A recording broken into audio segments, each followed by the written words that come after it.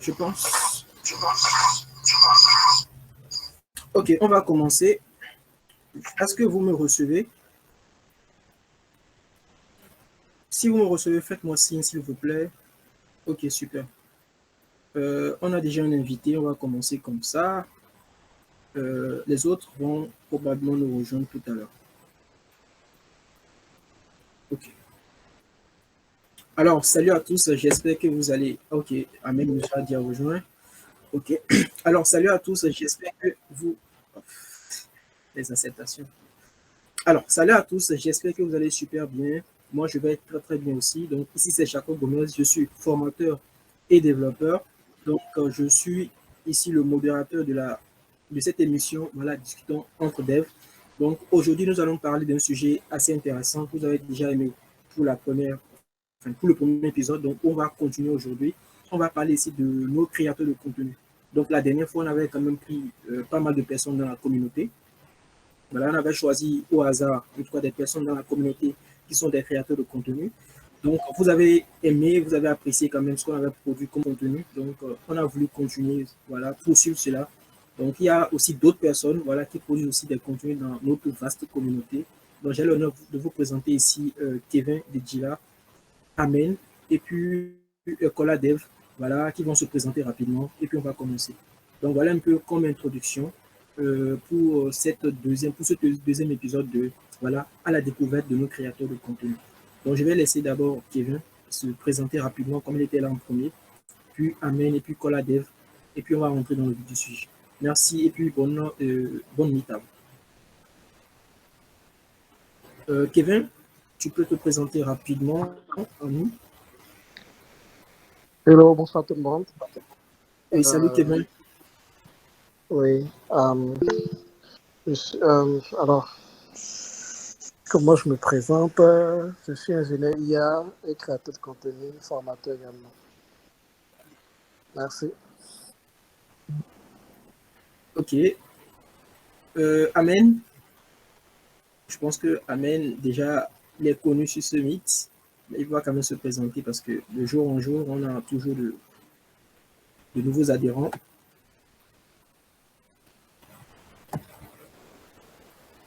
Alors, Amen, tu es là? Ou bien, c'est vrai que tu m'avais dit que tu étais un peu occupé. Tu as une rejoindre un peu en retard. Amen, tu es là? Je pense que non. Koladev, Hello. ok, Koladev, tu peux te présenter rapidement. Ok, oui, bien sûr. Bon. Bonsoir tout le monde. Bon, moi, c'est Kolawole Mangabo. Je suis développeur front-end actuellement à Foxtech. Précédemment, j'ai travaillé à Quattro. Bon, en tant que développeur back-end, bon, j'ai fait aussi un peu de front là-bas. Bon, dans mes temps perdus, je suis rédacteur technique et récemment, j'ai publié un livre sur React et Django. Donc, c'est un peu moi ça. Ok, bon, je pense qu'Amen va se Oh là présenter là, plus tard lorsqu'il les vrais backgrounds, les vraies lumières. Et avec, Donc voilà. Ok, donc on a Si tu fais déjà ça, une brève je vais description. aussi passer à mon bureau et mettre la caméra. Hein. chez Boss, faut streamer en 4K.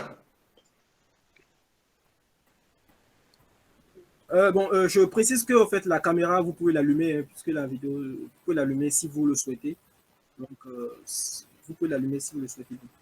Donc, déjà, merci déjà pour cette présentation. Merci Kevin, merci Kola Dev pour la présentation. Ok, Kola Dev et puis Kevin, vous êtes des créateurs de contenu. Est-ce que vous pouvez nous dire un peu le contexte? Pourquoi vous avez tout à coup décidé de créer du contenu? Est-ce que c'est à titre égoïste, personnel, ou bien c'est pour répondre à un besoin précis dans la communauté? J'aimerais d'abord que voilà, Kevin réponde à cette question. Quel est le contexte de la création de ta chaîne? Pourquoi tu l'as créé? Et puis tu peux nous Ok, expliquer un peu. ok, merci pour la question. Donc, pour ceux qui ne savent pas, j'ai une chaîne YouTube où je poste du contenu sur la data science, sur Python, sur l'intelligence artificielle en général. Et la chaîne elle a été créée en 2020. Euh, Aujourd'hui, on est un peu avant la pandémie. Aujourd'hui, on est à 5 000 abonnés. C'est peu, mais bon, c'est pas mal non plus. Alors, comment est-ce que l'envie de créer du contenu est arrivée, ou bien qu'est-ce qui a motivé cette décision-là? Alors, j'ai fait école d'ingénieur, IA, tout ça, mais j'étais déjà dans le domaine un peu avant de commencer à faire de l'IA, la data science à l'école. Grâce à Twitter, j'étais exposé à beaucoup de personnes dans le monde anglophone qui étaient dans le domaine. C'est d'ailleurs eux qui m'ont, à force de lire les tweets, de voir un peu comment ça se passe ailleurs, j'ai compris que ça allait être un domaine euh, euh, euh, très important. Et je lisais plein de livres également. La plupart de ces livres sont en anglais, même quand ils sont écrits par des francophones, ils sont en anglais. Par exemple, euh, le livre de François Chollet, qui est un Français, mais qui est celui qui a créé Keras, une sorte de librairie au-dessus de TensorFlow. Le livre était en anglais également aussi. J'ai remarqué que toutes mes influences étaient anglophones. Et j'ai remarqué que dans mon pays, il y avait pas encore de formation en data science en IA dans le temps. J'ai eu la chance de faire partie de la première promotion qui faisait de l'IA dans mon université au Maroc. Et voilà, donc quand j'ai commencé, je pense, commencé à travailler en 2019. Puis après une année, j'ai tellement appris beaucoup de choses. J'ai appris le cloud. J'ai appris à prendre un projet d'intelligence artificielle et de le prendre de la collecte de données jusqu'au déploiement des modèles, la dockerisation, tout ça. Et j'apprenais tellement de choses et il y a eu cette envie-là de partager. Donc, le fait de partager, c'est quelque chose que je fais depuis très longtemps. Ça a toujours été quelque chose en moi. Même pendant que j'étais encore étudiant, j'avais un blog. Je pense dans le temps, c'était kevindegila.wordpress.com. J'avais un petit blog là où j'aimais partager un peu des articles. Euh, Même quand j'étais encore à l'école ici, j'organisais des petits groupes comme ça avec des camarades qui avaient du mal dans cette matière pour leur expliquer certaines choses. Donc, du coup, le partage de la connaissance, ça a toujours été quelque chose qui me passionnait. Donc, à ce moment, quand j'ai réalisé justement il y avait un besoin en fait dans le monde francophone pour tout ce qui est data, tout ce qui est IA. Enfin, pas un besoin, mais bon, moi j'ai remarqué à ma petite échelle qu'il y avait plus de contenu en anglais qu'en français, que toutes mes influences étaient anglophones. Donc, du coup, j'ai voulu quand même commencer à proposer du contenu en français dans le domaine. Et c'est comme ça que ça a commencé. Donc, c'est vraiment dans le but de combler un vide qui, selon moi, n'était pas du tout bien. Ma cible, elle était clairement l'Afrique francophone, donc tous ceux qui sont en Afrique francophone, et même les Français aussi, qui n'avaient pas forcément pléthore de chaînes YouTube. Alors, le format YouTube, je me suis dit, je n'avais jamais fait de vidéo. J'ai choisi ce format parce que c'était challengeant. Et comme j'aime les challenges, j'ai voulu faire ça. Les blogs, j'arrivais pas à être régulier avec les blogs. Et je voulais quelque chose qui a un impact à large échelle. Et donc, du coup, j'ai préféré pour l'option vidéo et donc la création d'une chaîne YouTube. Donc, voilà comment est arrivée la création de ma chaîne YouTube.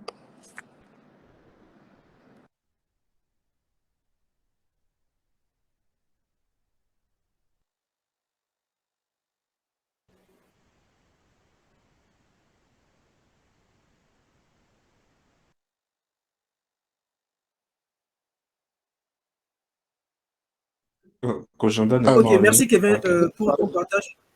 Oui, oui, en ah, fait, je ok. parlais, mais le micro était coupé.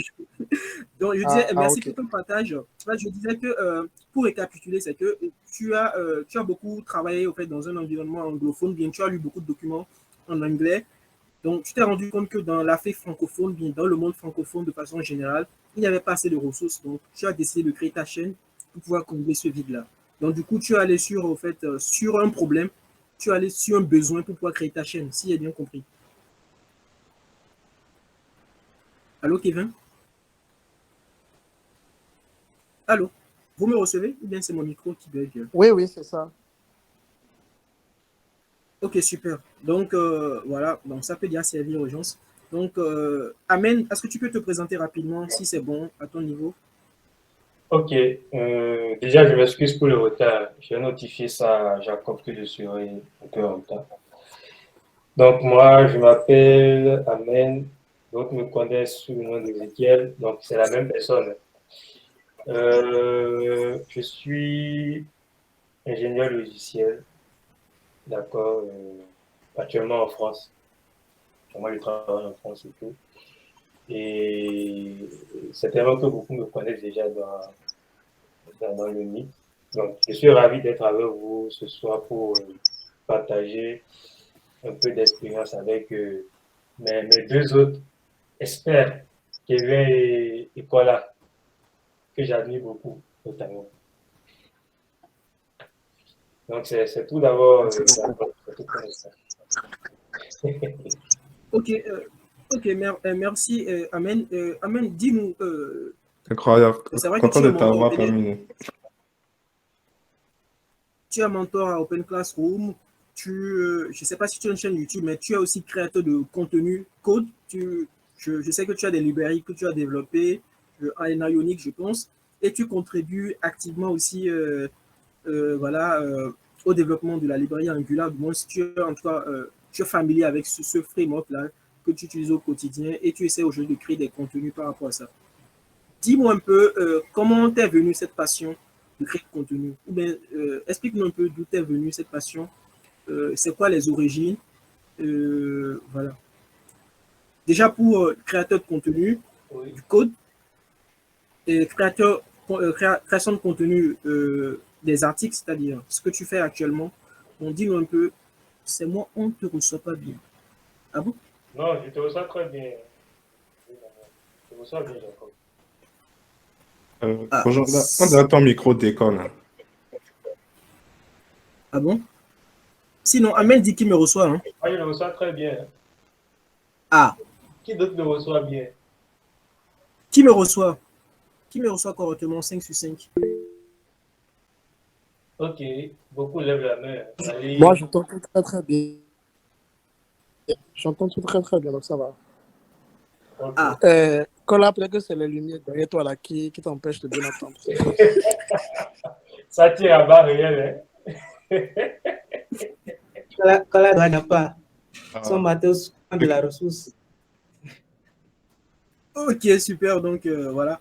Ok, Amel, dis-nous un peu Oui. le contexte de tous ces éléments-là que tu Ok. as mis en place. Bon, moi déjà, en 2016, avec des amis au Maroc, on avait lancé une plateforme et on voulait être l'open classroom de l'Afrique, au fait. Tu vois. Donc, on avait monté ce qu'elle dirait, une petite start-up là. Et on avait commencé à faire des cours en ligne qui étaient gratuits, tu vois, totalement gratuits. Et moi, j'étais à fond sur tout ce qui est destiné à l'électronique. Donc, j'avais fait pas mal de cours sur l'électronique générale et autres. Et également, je faisais des cours sur le langage Java. Puisque, à vrai dire, le premier langage orienté objet que moi j'ai étudié de A à Z, c'était du Java, en fait. Tu vois, c'était en 2016. Donc, la plateforme a bien marché. Hein.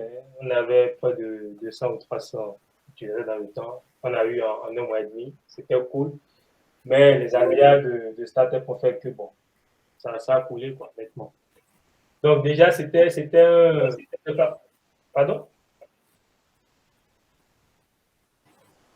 Oui, Jacob, tu me parles? Non, non, non, non, non, non. Peut-être que c'est un bug au niveau de. Je coupe mon micro. Ok, pas de souci. Donc, de mon côté, déjà, c'était naturel. Hein. C'était naturel de partager ma modeste connaissance avec les autres et tout. Et je me sens très à l'aise quand j'écris. Peut-être parce que je me sens très à l'aise également lorsque je vais apprendre quelque chose de nouveau à travers les articles faits. Donc, moi, je n'étais pas trop orienté vidéo et tout parce que ça me prenait un peu plus de mal de bien comprendre le concept, tu vois, et j'étais plus à l'aise quand je lis, en fait. Quand je lis un article, un cours, tout ça, j'étais plus à l'aise. Donc, c'était ça. Et après, j'ai eu à enseigner quand j'étais au Maroc à l'université après l'ingénierie. Donc, j'ai enseigné pendant 2 ans à l'université privée de Fès. D'accord? Donc, enseigner les quatrième année, génie informatique et deuxième année. Ça aussi, c'était naturel, quoi. Je me sentais vraiment à l'aise dans ce partage de connaissances et tout, tu vois. Et je faisais aussi des petites formations à gauche et à droite. Donc, j'aime bien ce profil de formateur que, que j'essaie de développer. Et c'est ça qui a conduit naturellement à postuler au mentorat sur Open Classroom. D'accord, c'était toujours dans ce but. Parce que moi, ma philosophie, c'est que plus je partage à travers les interactions, les recherches et tout, je suis obligé de me mettre à jour également par rapport à ma base de connaissances. Donc, c'est là que l'idée maintenant de passer à faire du blogging, d'accord, a commencé. Donc, j'en faisais sur le site de ma boîte qui est hostée, Wikileaks, donc, et une partie blog sur ça. Et j'ai invité aussi d'autres personnes, hein, d'autres volontaires et tout, qui aimeraient écrire des articles aussi à le faire et tout. D'accord? Mais je n'avais pas mon blog personnel. Donc, cette année-ci, bon, disons qu'il y a eu beaucoup d'interactions. Hein. Je dirais certainement l'influence également d'avoir pris part à la conférence d'Angular en Belgique il y a quelques semaines aussi à créer le déclic parce que là, je me suis entouré de pas mal de personnes. J'ai échangé avec des personnes qui partageaient leurs connaissances sur leur blog personnel, des articles et tout, tu vois. Et je me suis dit que, tiens, tout ce monde-là était trop orienté anglophone. D'accord. Et côté francophone, je connais quelques blogs qui existent et tout, mais parfois le contenu de ces articles-là ne facilite pas la tâche aux débutants. C'est-à-dire, la connaissance, selon moi, n'est pas vulgarisée et facile à prendre en main quand c'est des articles francophones. Donc, j'ai décidé de mettre maintenant la lumière sur des sujets qu'on considère banals, comme tu veux chaque jour dans la technologie, Angular et comme Ionic aussi. Et j'ai décidé de mettre la lumière sur ça et de rendre ça accessible et digeste à tout le monde. Donc, en gros, c'est l'historique, d'accord, de ce que je fais et la motivation qui est derrière. Merci Amen pour ton partage. Je ne vais pas commenter, on va revenir là-dessus, certains éléments beaucoup plus tard. Kola, tu peux me dire un peu, voilà, le contexte de la création de ta chaîne, de ton blog et tout, de ce que tu écris, et dis-nous un peu pourquoi et comment t'es venu, au fait, l'envie, bien la motivation d'écrire un livre. Et pourquoi le livre, pourquoi le livre en anglais? Vous m'entendez mieux maintenant? Oui, on te reçoit. Ok, bon, moi j'avais commencé la rédaction technique sous mentorat de Junior Gantier. Bon, c'était, je pense qu'en temps, ouais, il m'avait fait découvrir Masonite et puis bon, c'était un framework Python. Pas écrire, comment dire, quelques trucs dessus avec. Donc, en fait, bon, moi, écrire, c'était déjà quelque chose que je faisais bien avant. Je bloguais déjà, mais je faisais pas du blogging technique. Je parlais surtout de développement personnel, patati patata. J'ai fait ça pendant 1 an. Et bon, comme je me suis dit, je suis dans mon domaine, pourquoi ne pas écrire sur certaines choses que j'aime? J'ai commencé à parler, voilà, de programmation. J'ai fait mes premières contributions dans l'open source, j'en ai parlé aussi. Et ce que j'avais remarqué dans le temps quand j'ai commencé à écrire, c'est que c'était quelque chose qui était en demande. Donc, du coup, il y avait des gens qui venaient, qui me disaient, bah, on a besoin de quelqu'un pour écrire pour écrire sur nos blogs, sur nos pages, et puis tu fais ça, et puis tu seras payé. Donc, j'ai continué à le faire. C'est quelque chose qui m'a aidé même pendant l'université, histoire d'avoir des petits sous à côté pour ne pas mourir de faim, etc. Euh, mais en fait, avec le temps, j'ai surtout compris que lorsque tu écris, lorsque tu exposes tes idées, lorsque les gens voient que tu parles de sujets, etc., ça te, comment dire, ça te fait paraître en tant qu'expert à leurs yeux. Et à cause de cela, en fait, pour pour des opportunités de travail, etc. D'autres personnes qui venaient m'écrire parce qu'ils avaient des problèmes de programmation. Ils aimeraient que je les aide à résoudre. Mes articles qui ont le mieux marché pour moi, c'était ce que j'ai fait sur Django et React, c'est-à-dire du développement, authentification jusqu'au déploiement. Ça reste mes articles les mieux lus, les plus lus aussi, en fait. Et je pense que c'est ça qui m'a permis d'être contacté par PactPub pour la rédaction de mon livre. Bon, maintenant tu as demandé pourquoi le livre est en anglais. Bon, c'est la maison d'édition. Donc moi, en fait, je fais que suivre ce qu'ils disent. Le livre est principalement en anglais, mais je pense que quand même, à un moment donné, il y aura des versions traduites en français, etc. Mais c'est eux qui se chargent surtout de la distribution. Moi, je me suis chargé de l'écriture et de la rédaction.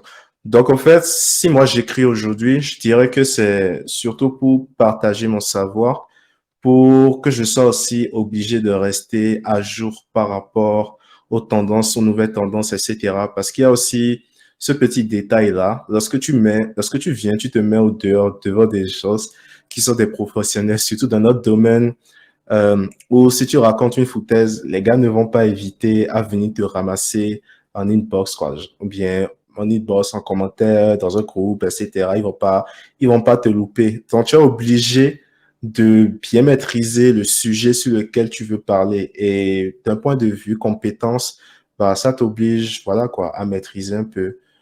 Donc, à part ça, je dirais le fait de partager. Moi, j'aime bien partager ce que je sais.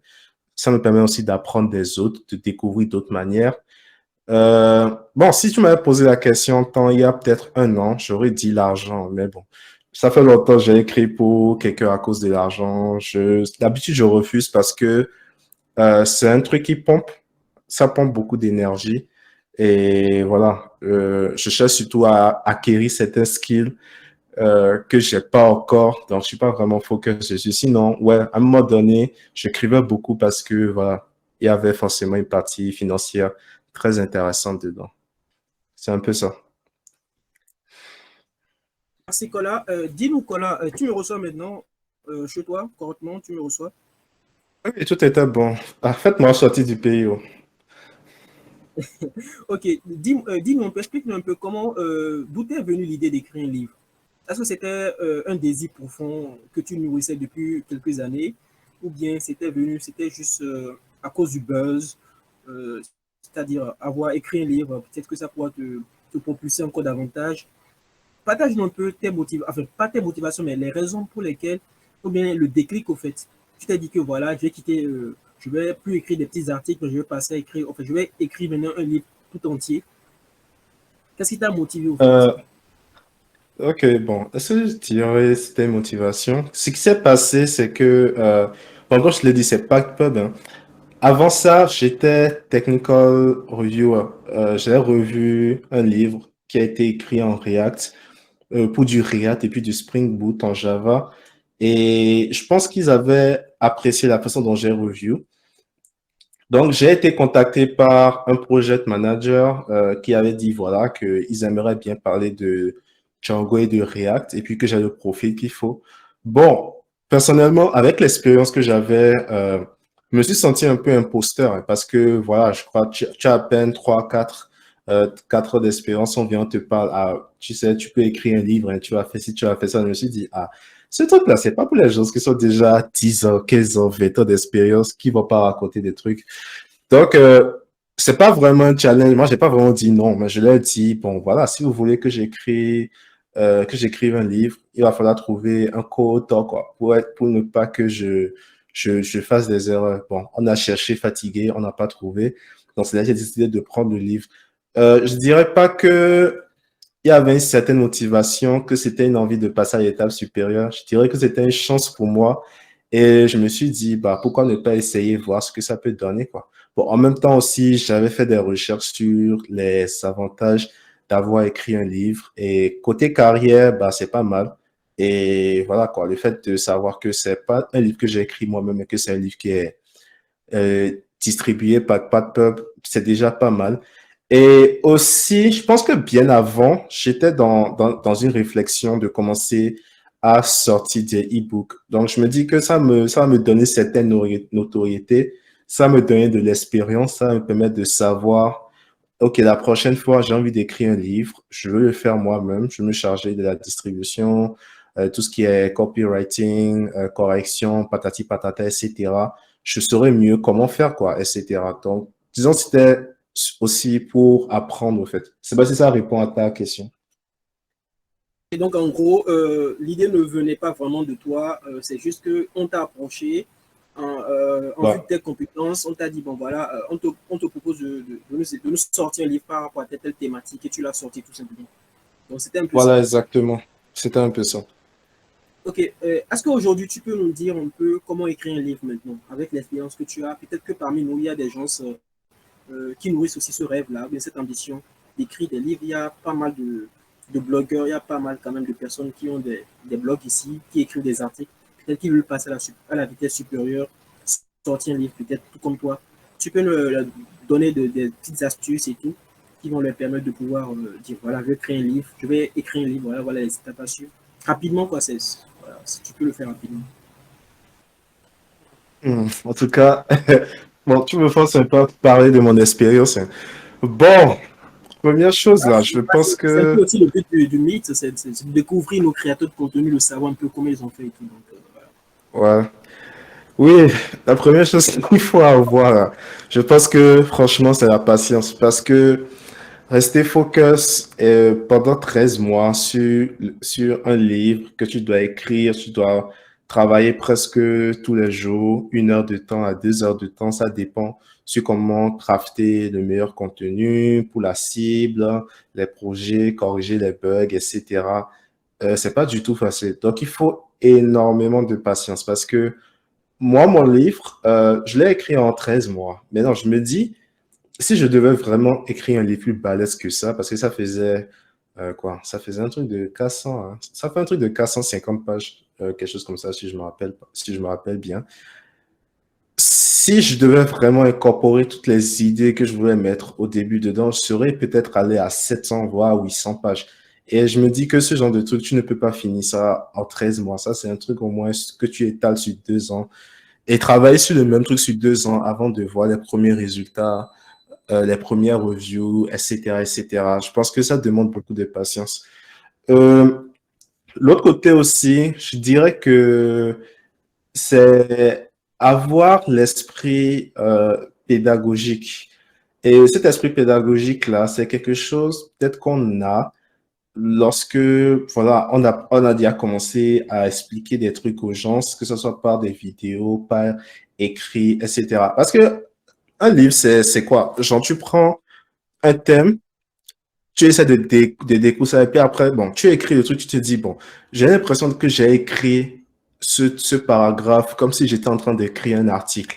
Alors que c'est pas ça. Je dois aller un peu plus en profondeur. Je dois dire pourquoi les choses sont comme ça. Je dois utiliser un style grammatical qui facilite la compréhension, etc.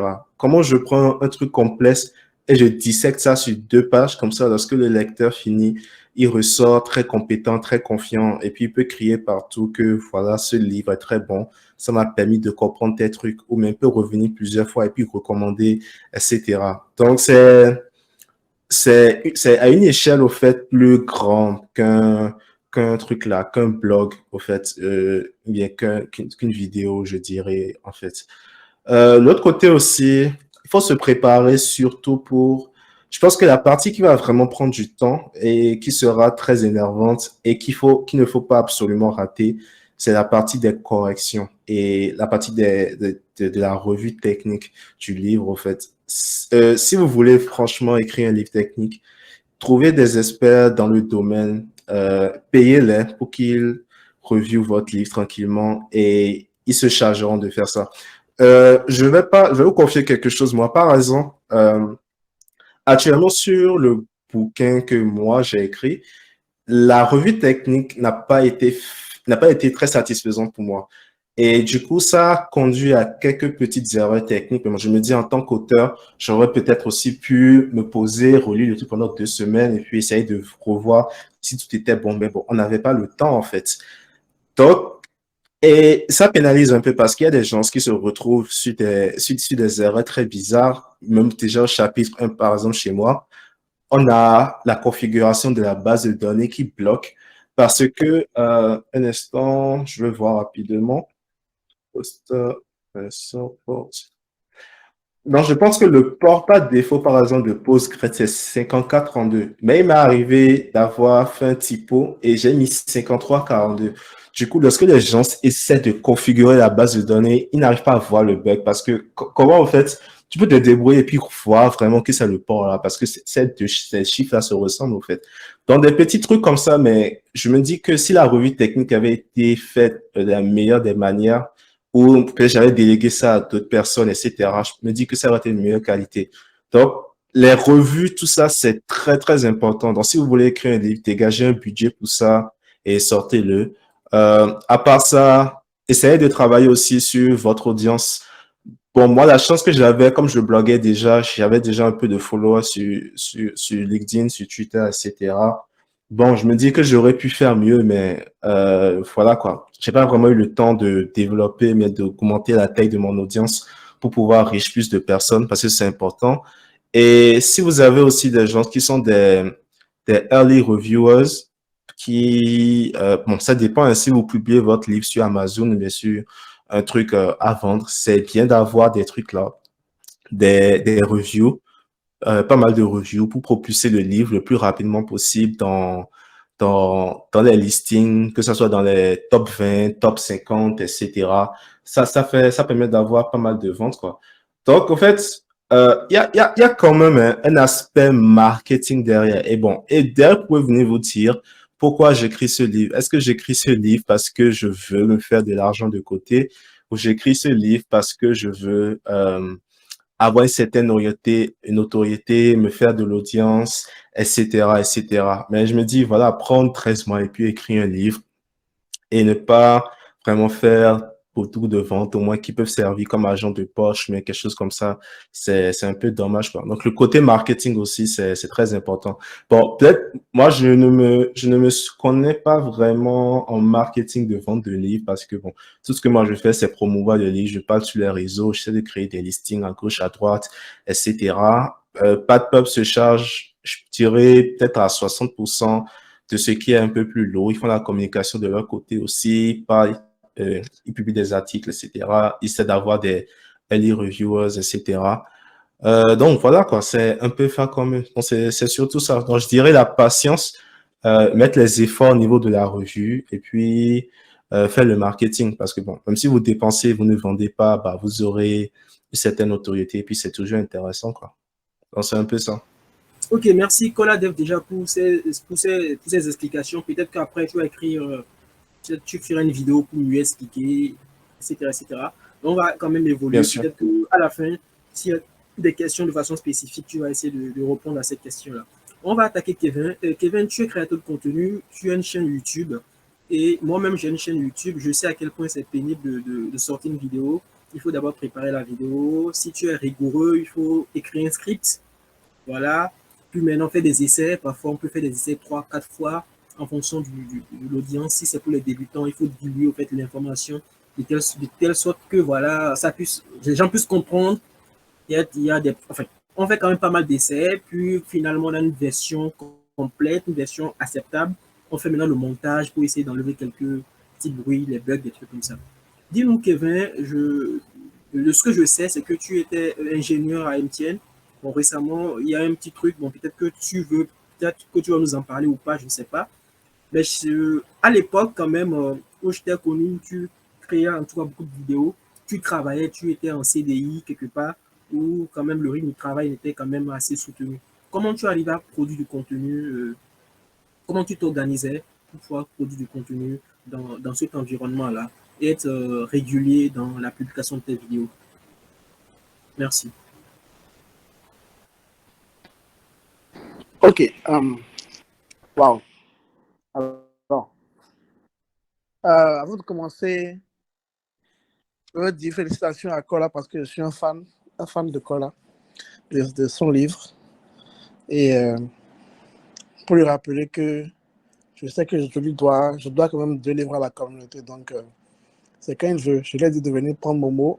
Lui, il veut que j'achète directement. Donc, là, quand tu seras disponible, tu me fais signe. Il n'y a Alors, pas de... par rapport à ta question, alors oui, j'ai commencé à créer du contenu, à créer du contenu sur la chaîne YouTube pendant que j'étais encore au Maroc. J'étais à un poste de machine learning engineer dans une startup. Donc, dans l'environnement startup, ça évolue vite. Et on n'a vraiment pas le temps. Mais la chose que j'ai eue, c'est que quand j'ai commencé à créer du contenu, c'était en février 2020. Un mois après, c'était la pandémie. Et donc, du coup, tout le monde était en télétravail. Et le télétravail m'a permis de faire beaucoup de choses. Donc, en gros, j'avais la chance d'être dans une entreprise où c'est le travail rendu qui est le plus important, pas le temps passé devant son PC. Et aussi, il y avait même si on faisait les daily reviews, c'était assez tranquille et assez honnête. Il n'y avait pas à mentir sur ce que je n'ai pas fait. En tout cas, on était dans un environnement très safe.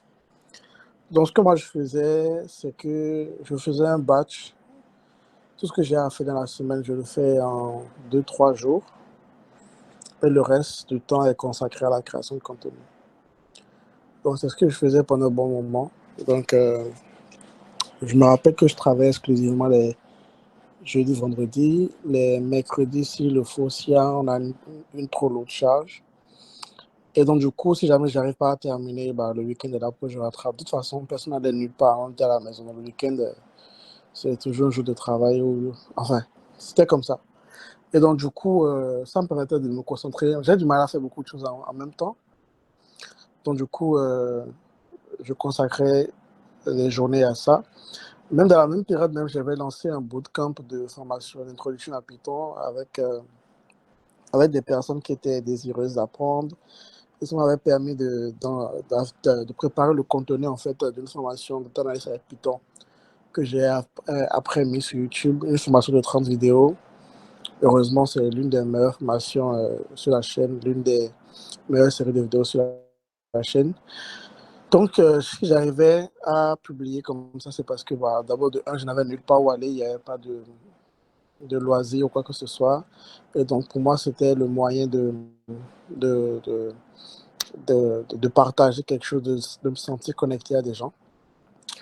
Puis, je suis rentré au Bénin en 2021 et ça a été compliqué d'abord parce qu'il faut s'installer, il faut mettre tout ce qu'il y a comme matos YouTube, trouver un peu voilà, la connexion ici, être à l'aise pour produire du contenu, le bruit à côté, tout ça.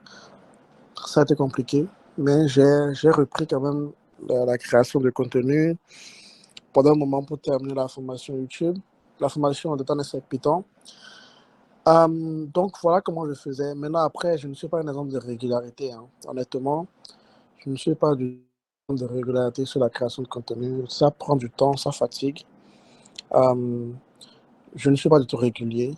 Cette année, je comptais être régulier, mais après, il y a tellement de choses qui se passent en coulisses que on est obligé de mettre la création de contenu au second plan. Aujourd'hui, comme je l'ai dit en intro, ma chaîne elle a 7000 abonnés.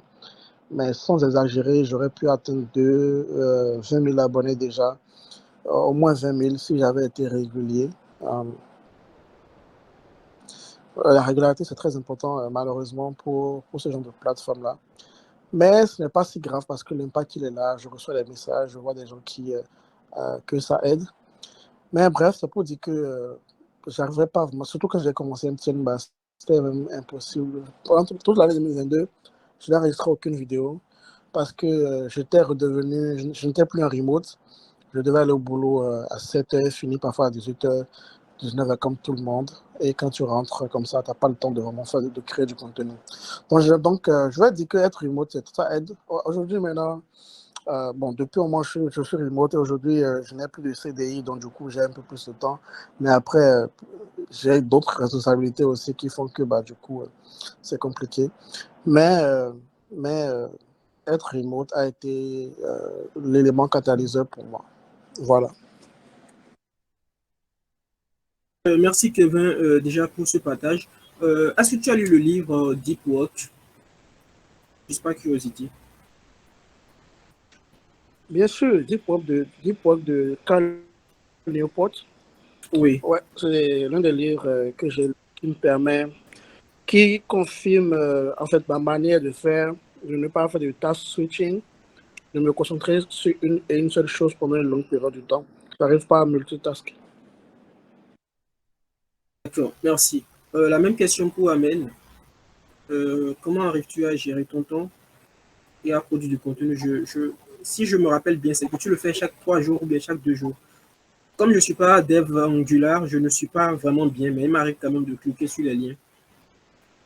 Oui, bon, moi, je me suis donné comme challenge de produire 2 articles par semaine, de façon continue, en fait. Donc, ça dépend. C'est pas que c'est chaque 3 jours, chaque 2 jours, mais il faut que entre le lundi et le vendredi, je puisse produire 2 articles.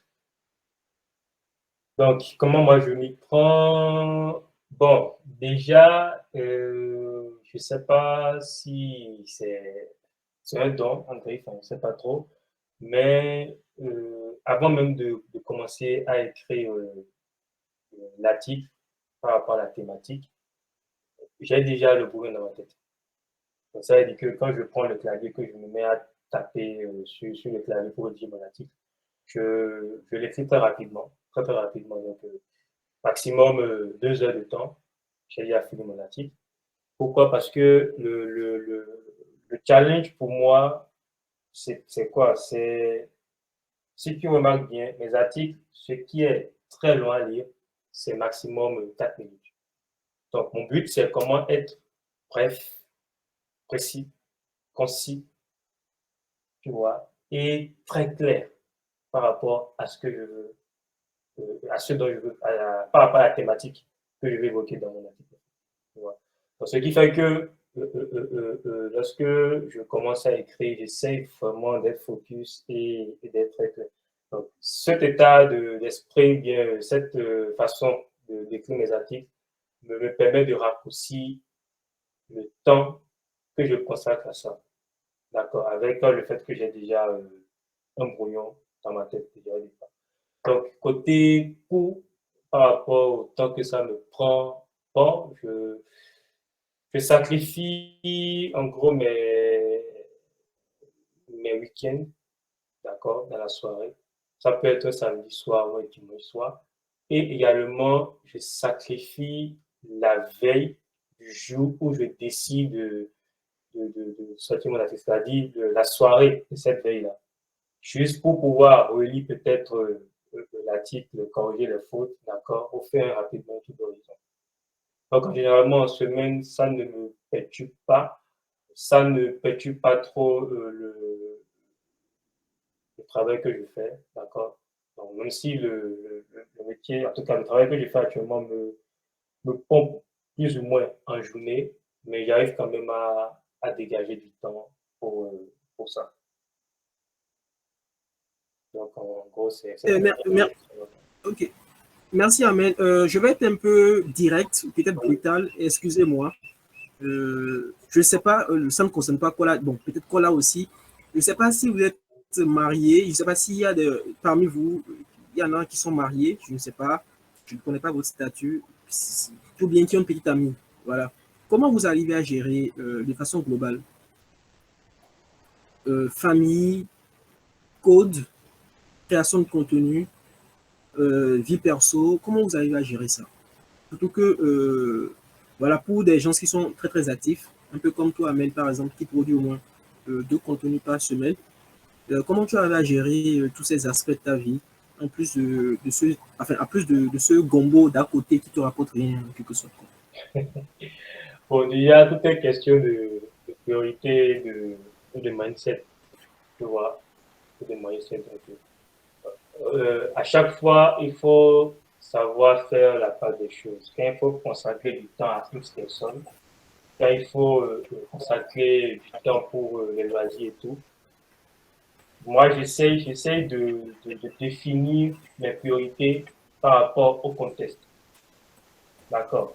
Donc, voilà pourquoi je dis je sacrifie mes soins. Ça veut dire que la période où beaucoup dorment, peut-être, moi, je suis en éveil, tu vois, pour faire cette tâche-là, qui n'est pas vraiment quelque chose de contraignant pour moi parce que j'ai une volonté à le faire. Donc, ce n'est pas un boulot de plus pour moi.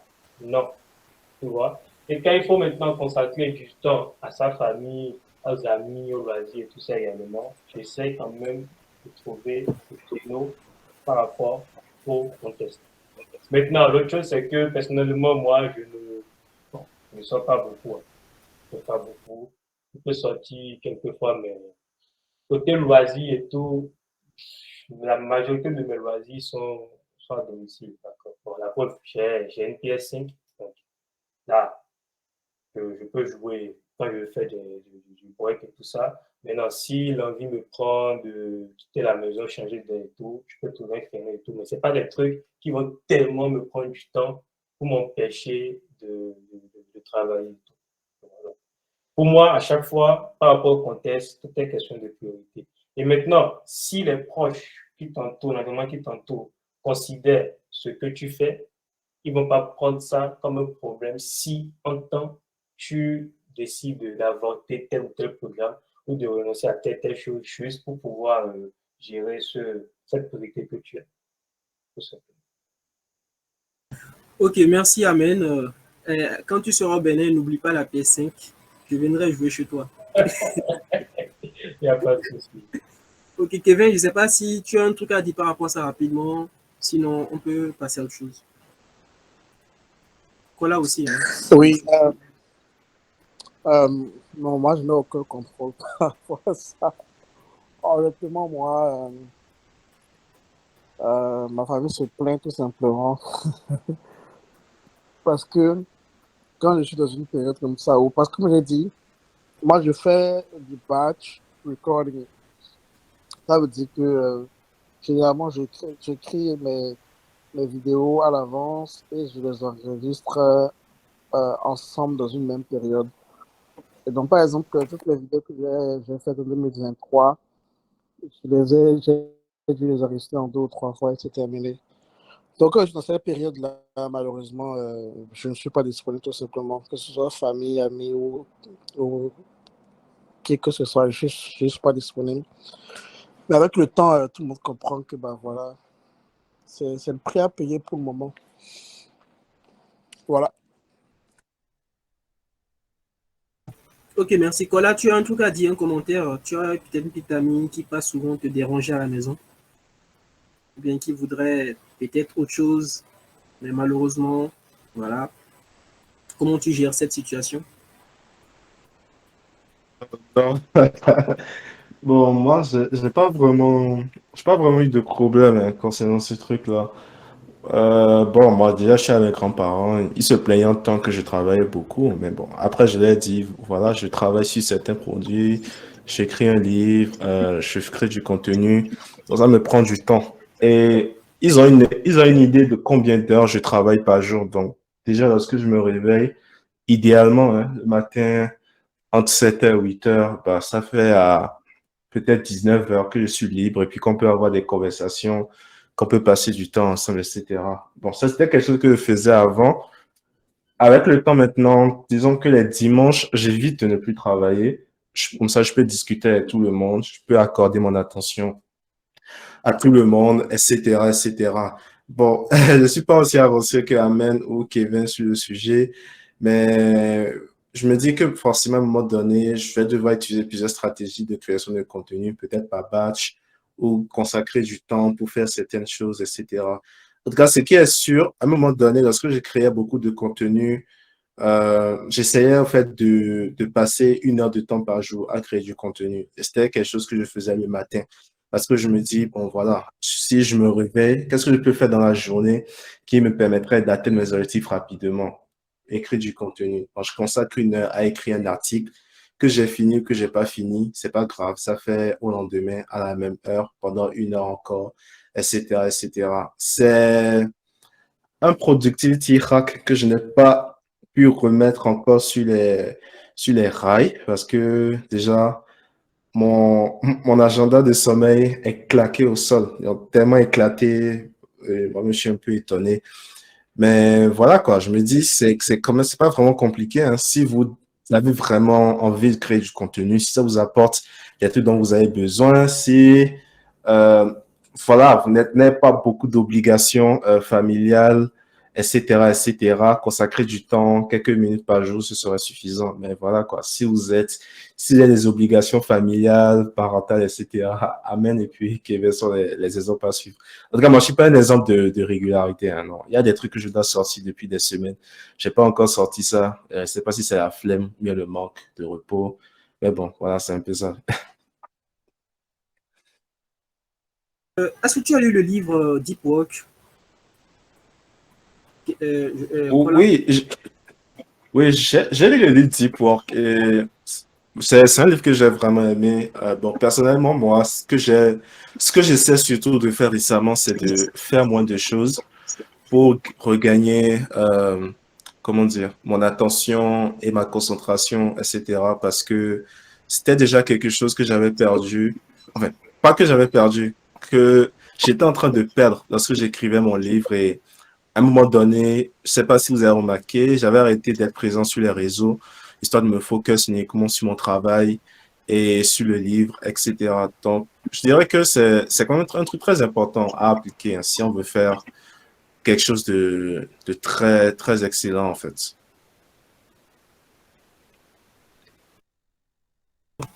On va accélérer un peu les choses parce que de coutume, on dit souvent que le mythe est très très long, donc on va un peu raccourcir les choses. Parlez-nous un peu, enfin, parlez-moi des joies que vous avez euh, à exercer, à partager du contenu. Parlez-moi un peu de ces joies, des joies que vous rencontrez. Peut-être que parmi nous ici, dans ce chat, il y a des personnes qui ont envie de créer du contenu. Moi, je me rappelle quand je voulais commencer, il y avait Teacher du Net qui disait en fait ce truc-là. Je ne sais pas si vous connaissez Honoré. Bon, il disait que lui, même s'il a 5 vues en fait, sous une vidéo, mais lui, il est content. C'est comme si il était dans une classe où il y avait 5 personnes. Et lui, ça le comblait déjà. Donc, est-ce que vous avez des joies ou bien des choses à nous dire ou bien à dire à des personnes qui voudraient commencer, qui vous ont marqué positivement? Je sais que Kevin, souvent, il a des messages en bas de ces vidéos-là. Merci pour le travail. En tout cas, des choses comme ça. Je pense qu'il amène aussi des commentaires encourageants. Dites-nous un peu les joies que vous ressentez un peu à faire ce truc-là. Souvent, qui n'est pas rémunéré. Bon, je n'ai pas posé la question à Kevin. Je ne sais pas si YouTube arrive à le rémunérer, lui. Euh, bien que ce soit bientôt, je ne sais pas. Donc, il va peut-être essayer de répondre à la question. On va commencer par Kevin.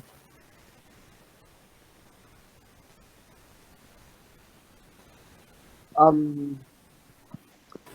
ouais, les joies de création de contenu. Ouais, ma chaîne YouTube est rémunérée. Une fois que tu as 10 000 abonnés, une fois que tu as 1000 abonnés, tu peux, 1000 abonnés, 4000 heures de visionnage, tu peux monétiser ta chaîne YouTube.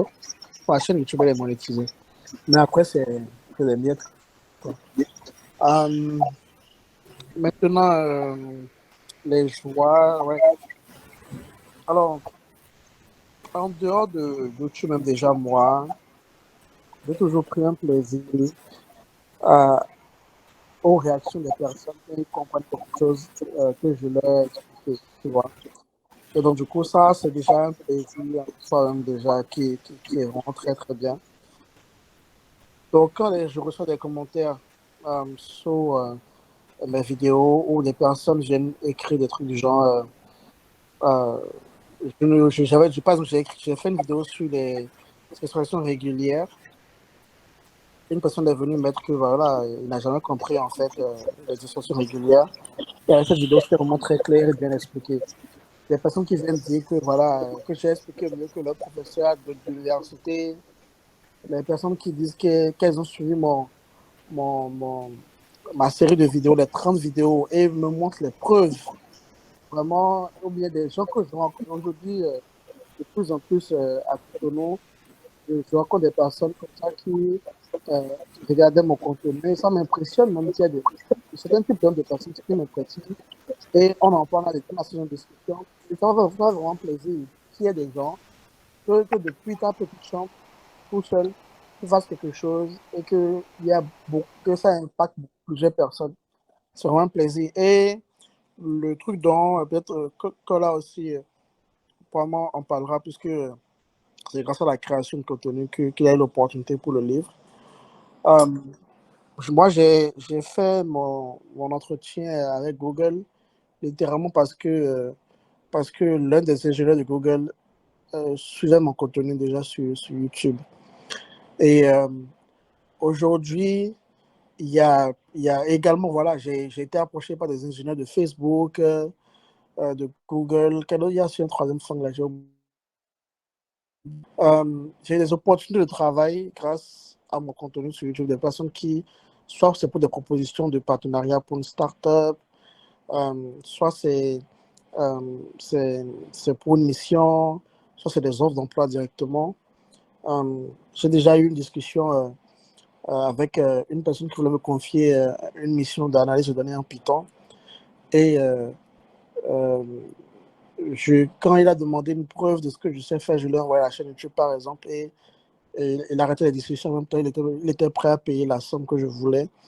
Ce sont ces choses-là qui font que ça motive en fait de continuer à créer du contenu, Il y a des cercles ou bien des personnes que tu rencontres et tu n'as même plus besoin de te présenter parce que ce que tu as fait te précède déjà. Juste un Google Search fait que on voit directement ce que tu sais faire et les gens ont confiance directement en toi et en ta compétence. Donc, vraiment partager ce qu'on sait faire, c'est l'une des choses les plus importantes. Surtout que dans un métier comme le nôtre. À cet effet, je vais vous recommander deux livres. Le premier livre s'appelle Learn in Public. Ça, je pense que vous pouvez trouver sur Internet, Learn in Public. C'est ça, c'est Learn in Public. C'est plutôt The Coding Career Handbook. The Coding Career Handbook. Celui qui l'a écrit, celui qui a créé le mouvement Learn in Public, enfin, qui en a le plus parlé. Donc, apprendre en public, ça peut vraiment attirer des personnes qui apprennent les mêmes choses que vous, des personnes qui sont un peu plus devant vous et vous créez votre réseau. On dit souvent que quand on parle de réseautage, il faut créer son réseau quand on n'en a pas besoin. Et le jour où vous en aurez besoin, le réseau est déjà là et il va vous aider parce que vous avez déjà tellement apporté de la valeur à des personnes. Le deuxième livre que je veux recommander, et ça c'est un livre qui a vraiment eu un impact considérable sur moi, c'est un livre que je relis chaque 5-6 mois. Ça s'appelle Show Your Work de Austin Kleon. Show Your Work. Et ça montre, ça rappelle en fait combien il est important de partager ce que tu sais faire, de partager avec des gens. Il n'y a on gagne rien à garder sur soi, juste être dans son coin. Non, ça ne sert à rien. On est dans un monde de l'attention, une économie d'attention. On est dans un monde où tout le monde est sur les réseaux. Donc, montrer ce fait est très important. Dans le livre, il parle d'un chef qui a un grand restaurant. Tout le monde aime sa cuisine. Et la chose à faire, selon plusieurs personnes, c'est qu'il devait garder secrète sa recette, en fait, pour ne pas que quelqu'un le copie, quelqu'un triche. Mais non, qu'est-ce qu'il a fait? Il a organisé les dimanches, il a organisé des classes spéciales où les gens pouvaient venir le regarder cuisiner, voir le step by step, comment tout se passe. Donc, il partage même son secret. Et ça a attiré encore plus de personnes et il a fait beaucoup plus de chiffres. Donc, partager ce qu'on sait faire, ça peut vraiment, c'est vraiment très important. Je suis beaucoup de créateurs de contenu aujourd'hui, ils n'ont plus besoin de se présenter.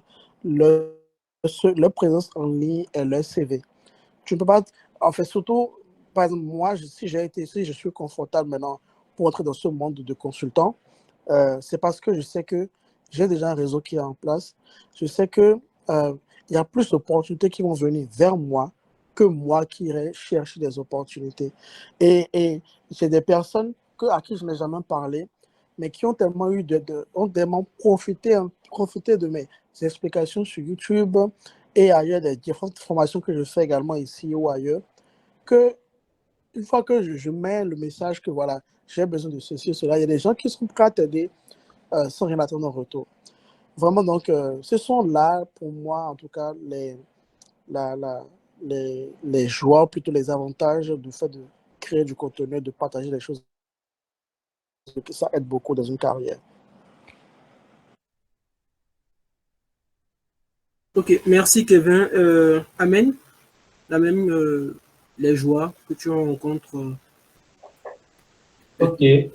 Bon, moi déjà, mon premier article que j'ai eu à rédiger sur angulardev.fr, euh, finalement, en une semaine, je me suis retrouvé à pas de 300 vues. Bon, actuellement, c'est à 460. Et cet article-là a, c'est-à-dire, a été partagé à travers des groupes Slack et autres. Et franchement, j'ai eu beaucoup de retours, que ce soit des tech leads, que ce soit des experts en performance, en testing, pas mal de choses. En tout cas, j'ai eu beaucoup d'avis et je ne m'attendais pas à ça. Parce que le jour où moi j'ai cliqué sur Publish, le matin là, à 9h, je ne savais pas quel effet cet article-là, parce que c'est un concept que beaucoup ne connaissaient pas et franchement, ça a été un déclic. J'ai kiffé les retours. J'ai eu beaucoup de retours positifs aussi et là. Et ce qui m'a encore plus impressionné, c'est que mon article, il est francophone. La cible est bien claire parce que la cible chez moi, c'est bien clair, c'est francophone.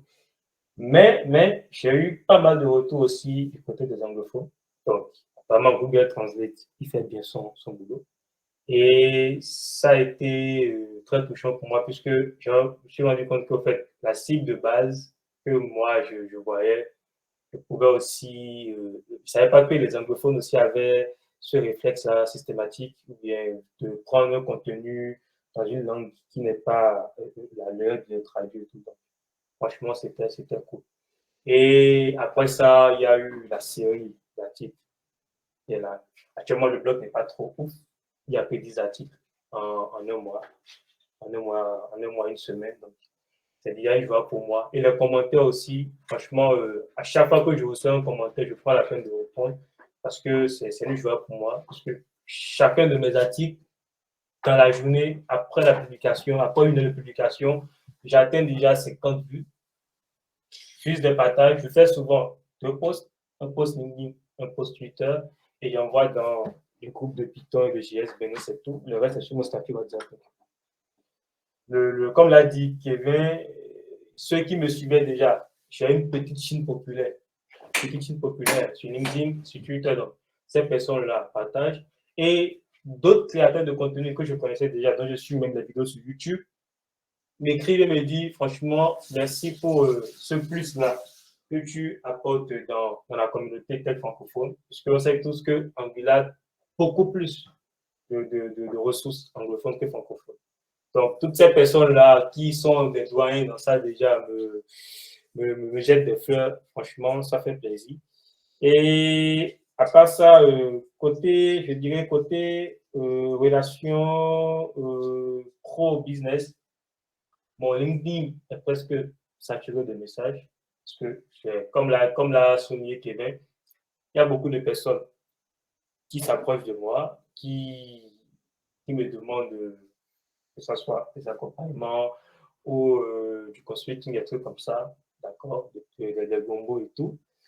Et ça se passe bien, puisque bon, ça prouve que le travail que je fais, bien qu'ils ne me connaissent pas encore en tant que, même s'ils ne maîtrisent pas encore la qualité de ce que je produis comme code et tout ça, à travers ce que j'écris et la façon dont je raisonne, je suppose que voilà, c'est quelqu'un qui est quand même crédible pour pouvoir bosser avec moi sur tel projet. D'accord.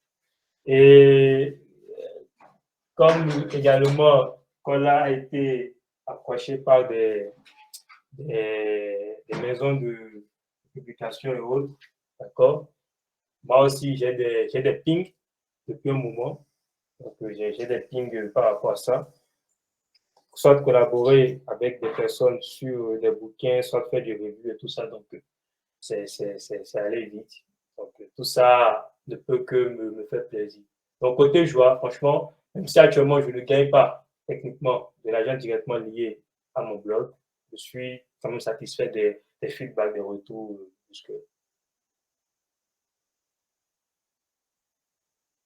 Ok, merci Amen. Voilà, rapidement, les joies.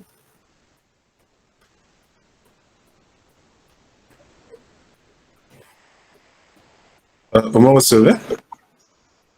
Oui, on te reçoit. Ah, ok, d'accord. Bon, je dirais Amen et Kevin ont déjà tout dit, hein.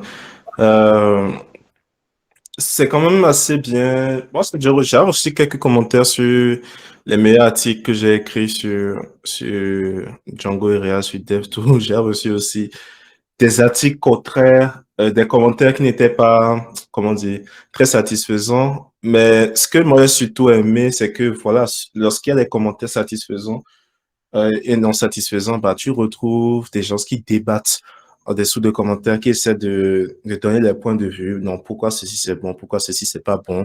Et je dirais que c'est quand même assez intéressant. De l'autre côté aussi, euh, j'ai reçu des mails, surtout de personnes qui voulaient que je continue une série d'articles, mais que j'ai finalement laissé.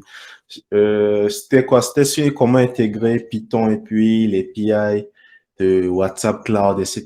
Je crois que j'ai reçu au moins jusqu'à 4 5 mails de différentes personnes qui me disaient que ça les a vraiment aidés, qu'ils attendent le prochain article, ou bien comment faire ci, comment faire ça, etc., etc.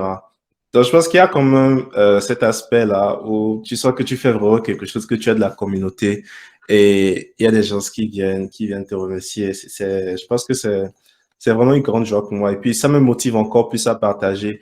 C'est pas vraiment tous les jours, j'écris un article qui fait plus de, comment dire, qui fait 10 000 vues. Il y a plein d'articles que j'ai là qui n'ont même pas dépassé les 200 vues, les 100 vues, etc. Mais le fait de savoir qu'il y a des gens qui lisent déjà, bah, pour moi, c'est l'essentiel, quoi. Que ça soit même quelques personnes, une personne, 2 personnes, 50 personnes, c'est l'essentiel pour moi. Donc, ouais, je dirais que c'est surtout ça. Bon, et puis bon, moi, je suis quand même très content à chaque fois que je reçois une notification. Bon, à chaque fois que je vais sur la page Amazon de mon bouquin et puis je vois que quelqu'un a ajouté une autre review, souvent 4 étoiles, 5 étoiles. Bon, à partir de 3 étoiles, j'ai commencé à me poser des questions, mais voilà quoi, c'est dire que c'est très satisfaisant quand même. Merci Kola. Donc, les amis, nous sommes à la fin de ce mythe. Euh, voilà, j'espère que vous avez aimé, j'espère que vous avez apprécié. Donc, si vous avez des questions à poser à nos invités, donc n'hésitez pas, nous avons encore 15 minutes pour clore le mythe. Donc, c'est l'instant questions-réponses et aussi des apports si possible, bon, parce qu'il y aura des apports. Donc voilà, des questions à poser à Kevin, à Amen et puis à Kola. Donc,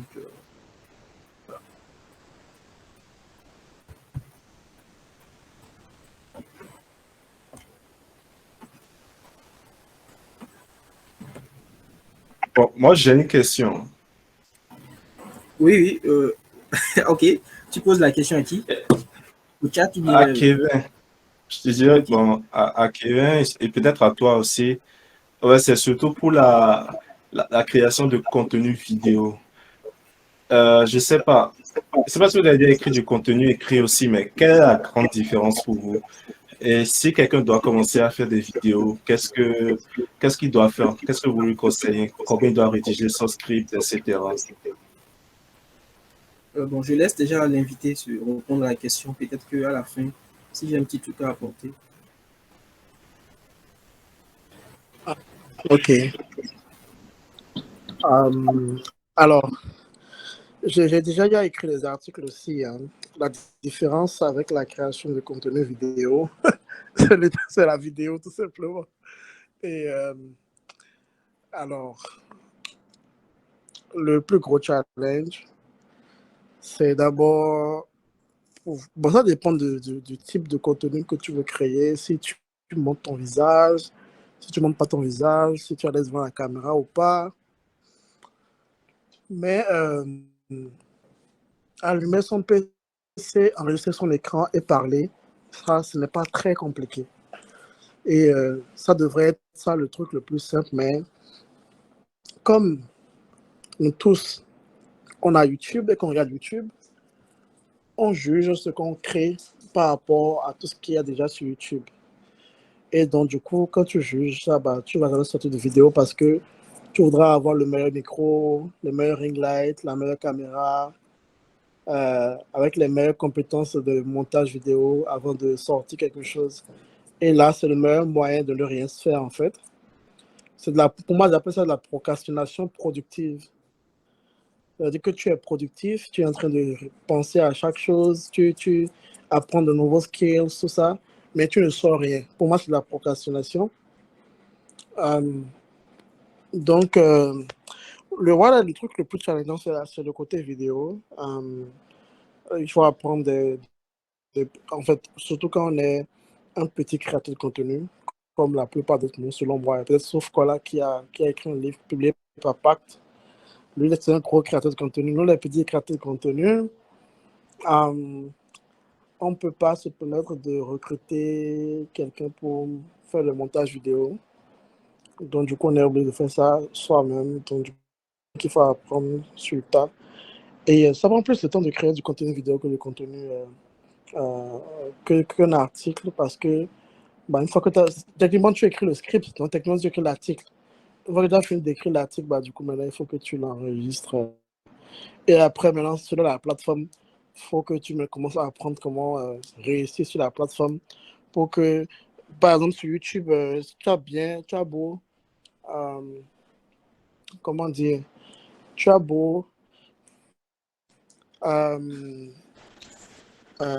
avoir un très bon contenu, si le titre et la miniature, le thumbnail ne sont pas intéressants, bah, personne ne va le lire, personne ne va écouter ce que tu as à dire. Donc, il faut apprendre également à la plateforme, tout ça. Donc, c'est ça le challenge.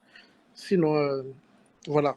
Voilà en gros la différence selon moi et les challenges comparés à des articles écrits. Ok, merci Kevin. Bon, si moi je dois apporter quelque chose, moi je trouve au fait que faire au fait des vidéos, c'est un peu plus compliqué. Et je pense que ce n'est pas forcément tout le monde qui peut le faire. Moi, j'ai du mal avec les articles. J'ai essayé, au fait, ça n'a pas vraiment donné. En fait, je suis du genre impulsif. J'ai impulsif, genre m'asseoir, organiser toutes mes idées de A à Z. C'est un peu compliqué pour moi. C'est pourquoi le format article ne me convenait pas, en fait. Par contre, je me suis assez entraîné. J'étais dans des mouvements où j'avais appris à prendre la parole en public. Ça s'est fait naturellement. Donc, du coup, je me suis dit que je pourrais, au fait, créer une chaîne YouTube. Donc, c'est comme ça que moi, j'ai commencé à créer ma chaîne YouTube. Et j'allais parler des sujets qui m'intéressaient, qui me passionnaient. En fait. Déjà, d'ailleurs, j'ai une question à Kevin, donc je vais poser la question tout à l'heure. Donc, une vidéo pour moi, si le sujet, je connais déjà le sujet et que j'ai déjà la pédagogie derrière, rapidement, je crée le contenu. Mais comme l'a dit aussi Kevin, c'est pas derrière, donc il faut faire le montage, des trucs comme ça. Donc, ça peut être pénible et tout. Donc, aussi face cam, sans caméra. Donc, moi, j'ai commencé sans caméra parce que je me suis dit, bon, voilà, tu parles à des milliers d'autres personnes. Donc, avec la caméra, tu seras peut-être intimidé, des trucs comme ça.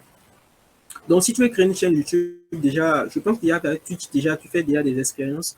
Donc, il te suffit juste de, comme tu écris déjà, donc, tu as ton script et tu essaies de dérouler ton script de façon naturelle. Et aussi, l'autre inconvénient, c'est que, comme l'a dit Kevin, on est sur une plateforme où on a l'habitude de voir aussi d'autres contenus. Donc, ça fait que parfois, ça influence. Moi, c'est quelque chose qui m'a beaucoup influencé. Du coup, quand je crée mes vidéos, j'essaie de comparer avec celui de Graphicat, de Teacher du Net. Je me rendais compte que la qualité n'était pas vraiment ça.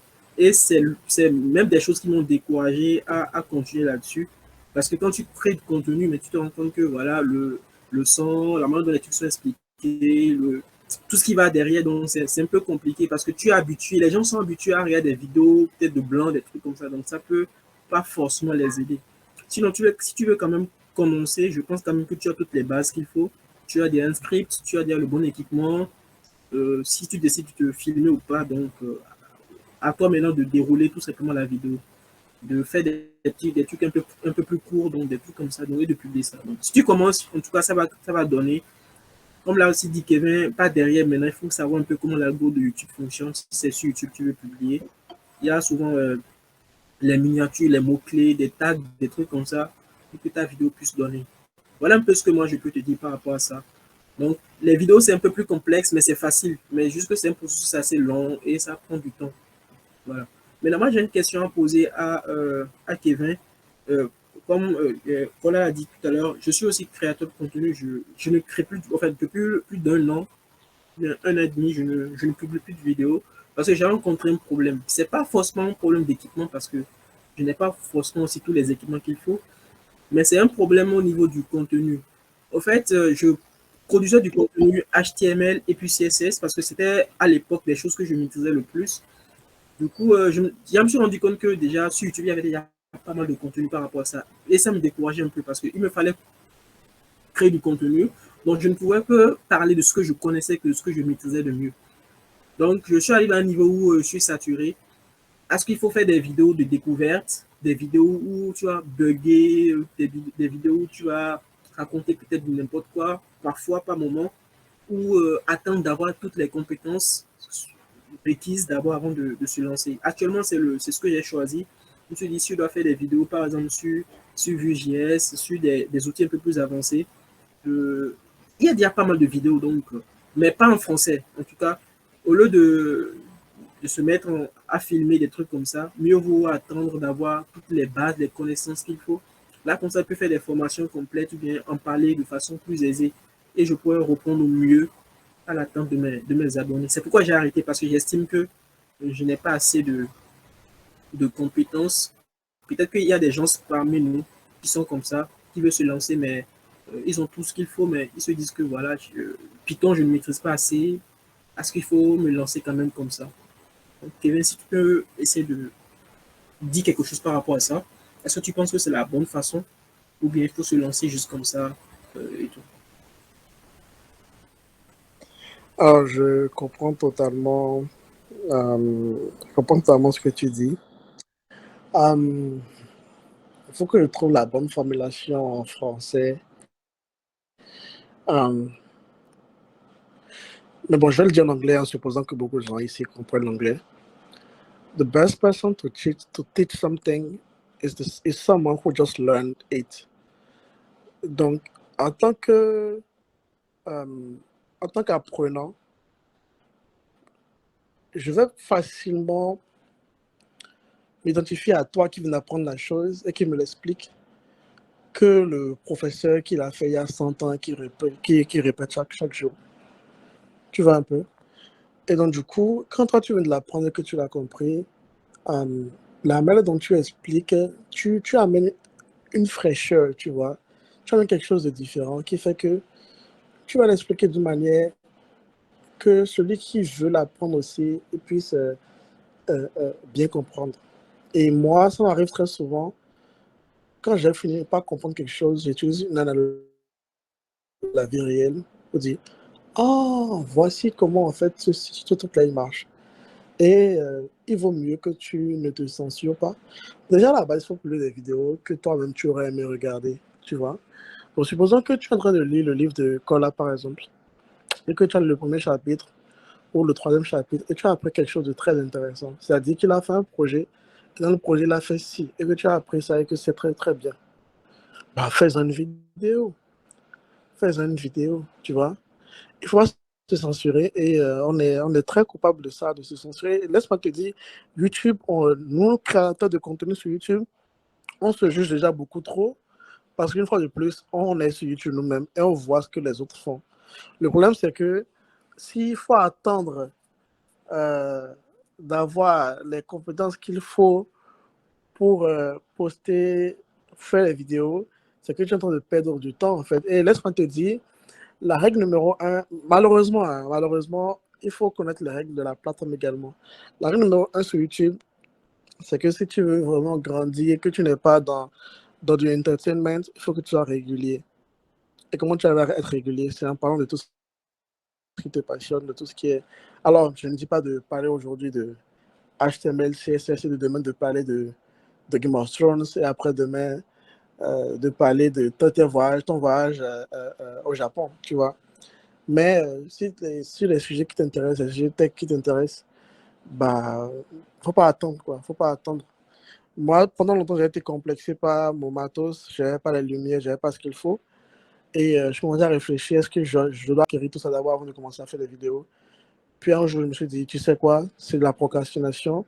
J'ai fait ma première vidéo avec la webcam de mon PC.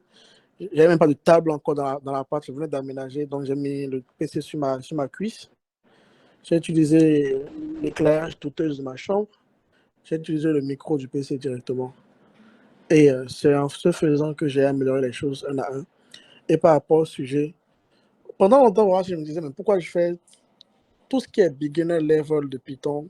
Je pense qu'il y a trop de personnes qui l'ont fait. Mais après, les gens n'ont pas encore eu de ta perspective, tu vois.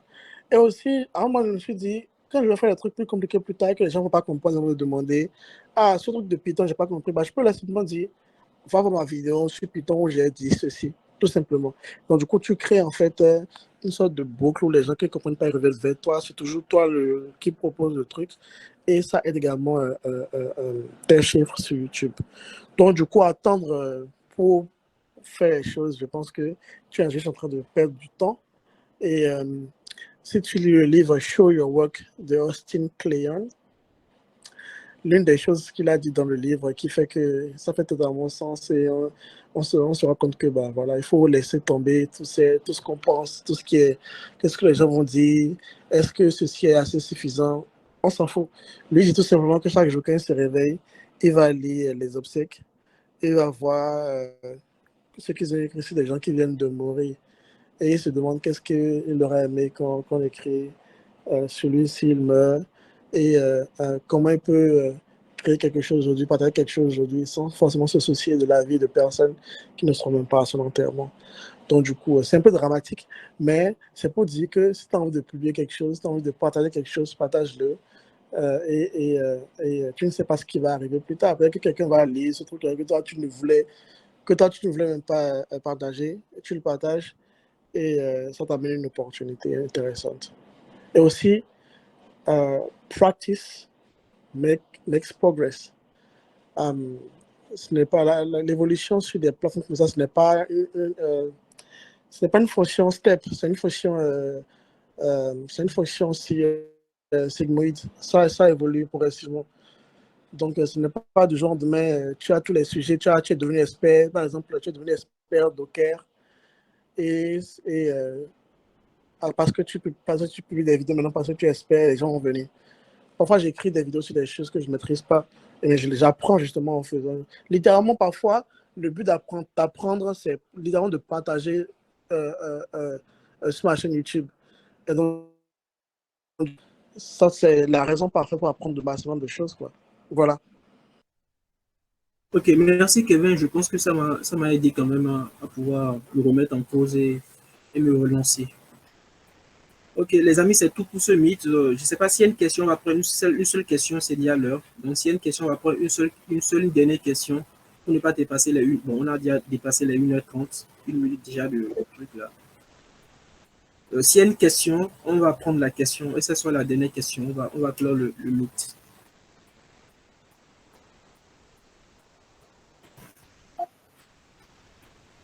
Il y a des gens qui rejoignent le mythe pendant que c'est fini.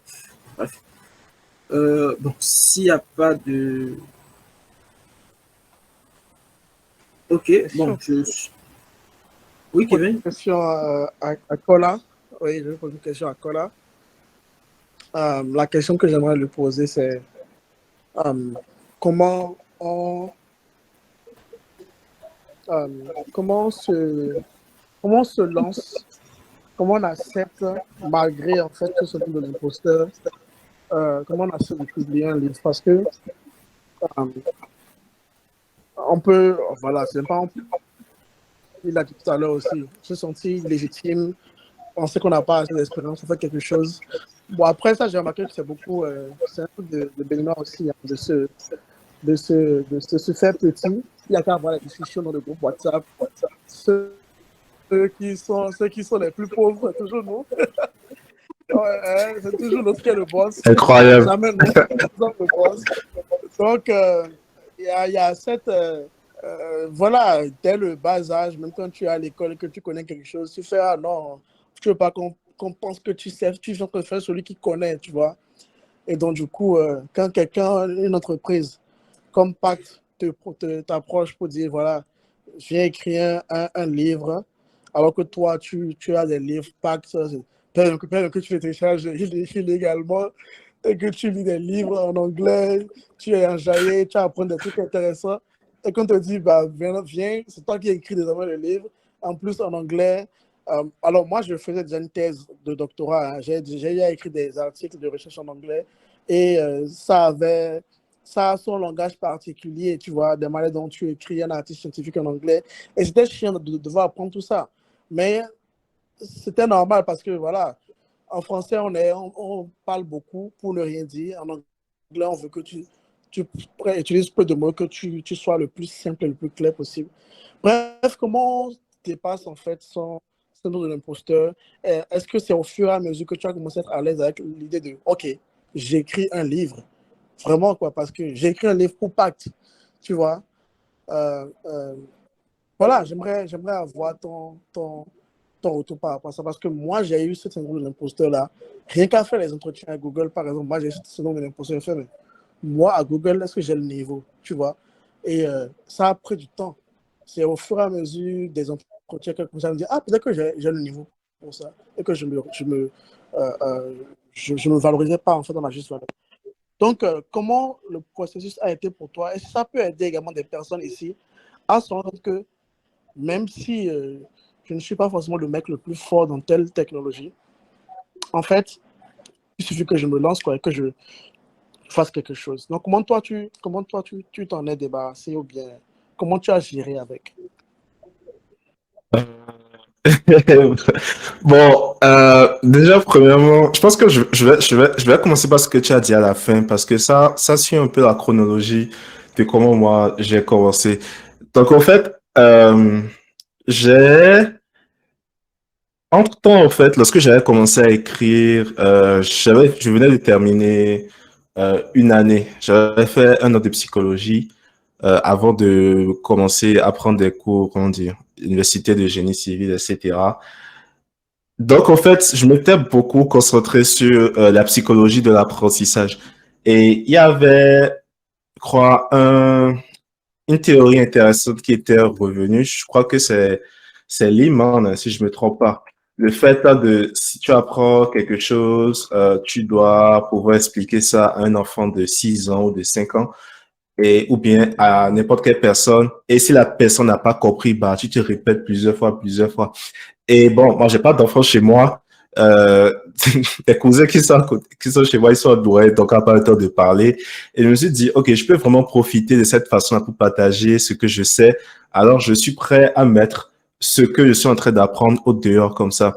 Et il y avait aussi dans le temps le truc de Learning in Public, il y avait 100 Days of Coding Challenge, 100 Days of Design. Bah, tu es là, tu vois des gens qui commencent à apprendre la programmation en 6 mois. Ils partagent. Pardon? Une seconde, désolé de t'arrêter. Oui. Hein? Mais faut arrêter ce truc de francophone qu'on fait souvent. 100 days, tu voulais dire 100 days.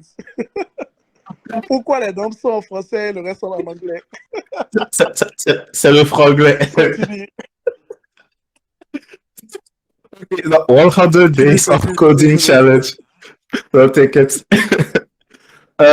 Donc, en fait, tu vois des gens qui viennent d'apprendre la programmation il y a à peine 6 mois. Et tu vois déjà ces gens-là qui ont des contrats d'articles, qui font des interviews, qui sont pris dans des startups, qui commencent à gagner leur vie, qui sont dans la communauté.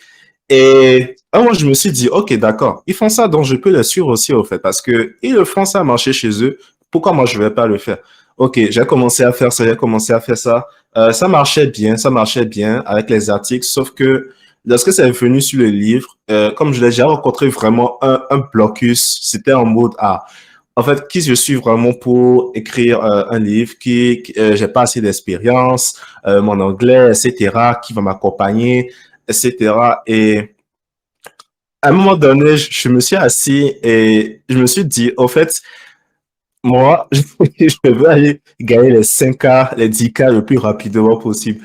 Pourquoi je veux me soucier de ce que les autres vont penser et ne pas en fait faire ce que je veux faire, genre prendre le risque, etc. Même si le livre flop, même si les trucs ne marchent pas, bah je vais juste, je disparais pendant 3 ans, je reviens sous un nouveau profil, on m'a déjà oublié quoi. Et ce qui m'avait surtout choqué pendant un moment, c'était que j'étais resté indisponible sur Internet pendant 6 mois ou bien 4 mois, quelque chose comme ça. Mais c'est incroyable, en fait, la vitesse à laquelle les gens s'oublient. Hein. Tu te rends compte que tu as seulement ta famille, les cousins, peut-être ta copine qui va t'écrire, qui va te dire bonjour, bonsoir, ça va. Et en fait, tu reviens sur Internet, bah, le monde évolue, quoi. Tu revois tout le monde. Ah, tu avais disparu. Ah, tu étais là. On t'a pas vu. Et je me suis dit, attends, même si j'ai le syndrome, même si je me sens comme un imposteur, un imposteur, même si j'ai ce truc-là, j'ai ce poids sur les épaules qui me fait dire, OK, tu ne peux pas, comment dire, tu ne peux pas faire ci, tu ne peux pas faire ça parce que tu n'as pas fait ça. Je m'en fous au fait. Je m'en fous au fait. Et je dirais que c'était plus des trucs de la vie qui m'ont vraiment fait passer le côté imposteur, qui m'ont poussé à mettre ça à côté. Des gens qui sont morts à côté de moi. Et je me dis, bon, ils sont morts, on les a déjà oubliés. Et c'était encore vraiment paix à son âme dans la période où Shada était décédé. On a vu ce qu'il a fait durant toute sa carrière. Genre, il était jeune, il a réussi à atteindre pas mal de trucs, à accomplir énormément de choses. Donc, avec tout ça, là, je me suis dit, bon, autant mieux écrire le livre et puis voir ce que ça va donner. Hein. Si ça floppe, bah, j'apprends. Si ça marche, c'est bon. Et ça me permet, moi, d'atteindre mes objectifs le plus rapidement possible. Donc, en fait, à un moment donné, syndrome de l'imposteur, je m'en fous un peu parce que j'essaie de me mettre dans la mentalité où c'est moi qui, soit j'apprends, soit j'échoue, quoi. Tant que je fais ce que j'ai à faire, ça va. Si j'ai échoué d'une façon terrible, je n'ai pas encore la taille de dire 1 million de followers, 2 millions de followers, des trucs comme ça qui font que lorsque tu fais une bêtise ou bien une bourde, bah, on te cancelle ou bien c'est un truc qui reste collé sur toi pendant des années, etc. Donc, autant mieux prendre les risques les plus dingues actuellement maintenant, en fait. C'est ce que je me dis, quoi. Super, super. Merci pour ça. Et je suis totalement d'accord avec toi. C'est également mon expérience aussi. Euh, Ouais, et on c'est ne un se peu rend choquant pas quand compte même. à quel point on oublie, on ne se rend pas compte à quel point on oublie en fait les morts. On ne se rend pas compte. Et donc, du coup, fais ce que tu as à faire. De toute façon, on t'oubliera en fait. Donc, C'est ça, quoi. même si tu t'embarrasses, même si ce que tu fais flop, les gens vont oublier en fait, ils vont passer à autre chose. Ils vont passer au prochain qui a flop. Donc, du coup, et même si ils oublient pas, ben, ils vont oublier quand tu seras parti. Donc, voilà, il suffit de voir comment on oublie nous-mêmes, en fait, des personnes qui sont parties. C'est quand les 1 an, 2 ans, 5 ans approchent, qu'on commence à se dire, ah, ok, mais il faut qu'on fasse quelque chose.